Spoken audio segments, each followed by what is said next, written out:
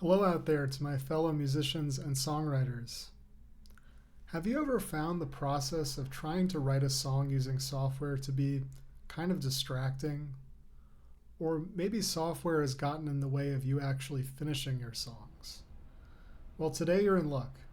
I am proud to introduce you to 4track.fm, a brand new way to make music in your web browser and focus on what matters most, writing your songs. So let's dive into it and let me show you what you can do on 4track.fm. So at its heart, 4track.fm is a 4-track multi-track recorder. It allows you to record microphone or line in input through your sound card, use the virtual synthesizer on board, or use our drum machine. You have 4 tracks, but you also have up to 32 parts per song that are arrangeable on the chart. So let's bring in some other tracks and hear what we can do with them.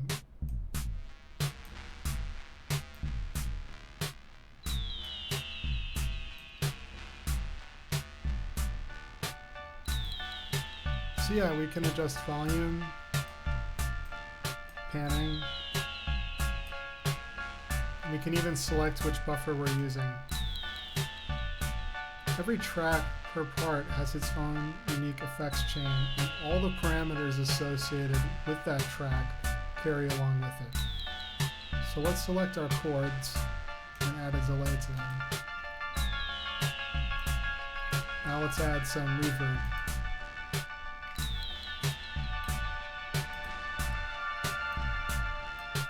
We could go more subtle.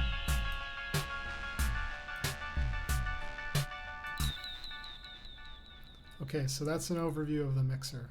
Let me show you the other parts of 4track.fm, like creating loops or sequences using our built-in instruments.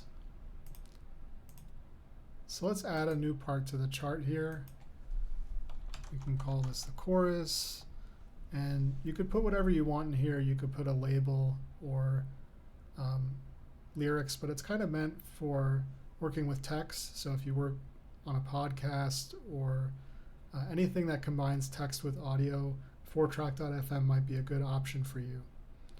You can also arrange the parts, and you could duplicate them, and all the music for each part is associated with it. So if I click here, there's nothing going on, but if I click here, our part starts looping. So let's go to this second section and first write a drum beat.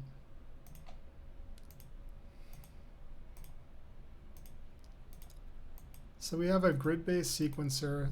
Right now it's 16 steps, but this will probably support 64 steps pretty soon.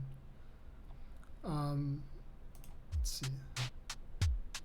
So yeah, this is a basic rock or hip hop beat.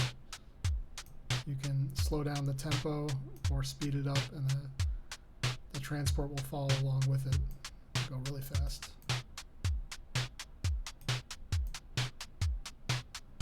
I think I've gotten up to like 300 BPM before. Let's go back to 92. So yeah, I can play a drum beat. I can change presets for different kits.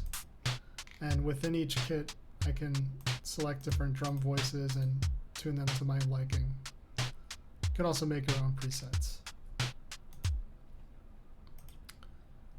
So yeah, let's check out the keys section next. And this is basically an 8-voice subtractive synthesizer, 2 oscillator, like your standard subtractive synthesizer architecture. It's got support for presets, and there's a grid sequencer that lets you make sequences of notes or chords if you click multiple buttons per column. And there's a chord sequencer that lets you form chord progressions. So let's check that out first. Let's make sure it's not too loud.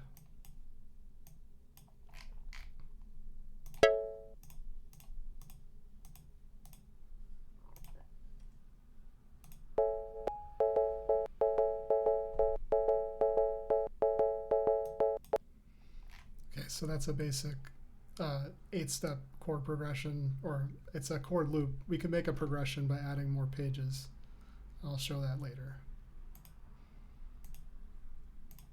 We have the grid sequencer, which has a kind of piano roll on the left, and then it's got the steps, 8 steps per page and up to 64 steps for now. So let's change the octave to 2 octaves below. Let's go to a different key here. We'll go to 16th notes.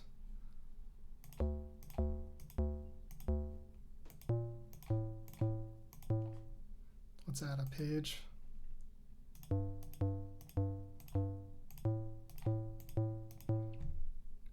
You can even scroll up and down through the piano roll by clicking these note offset buttons. You can transpose your sequence up and down semitones too.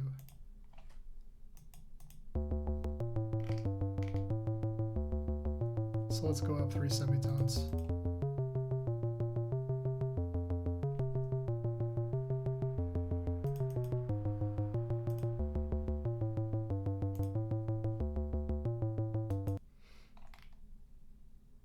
Okay, so yeah, that's the basic overview of the grid sequencer, the subtractive synthesizer, and the chord sequencer.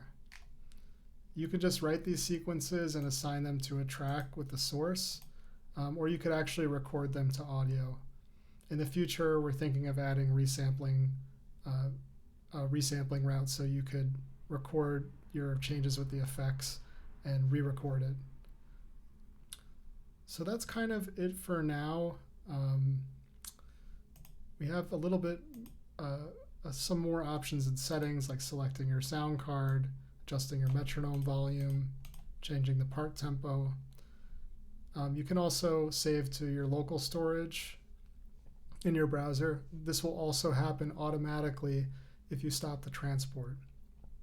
You can click Publish to save to the cloud storage in your account.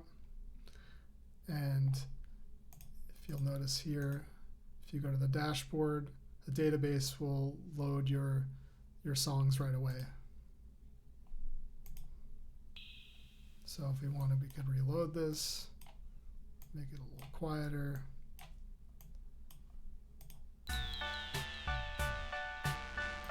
And we have our song again. So thanks for watching. That's kind of it for now.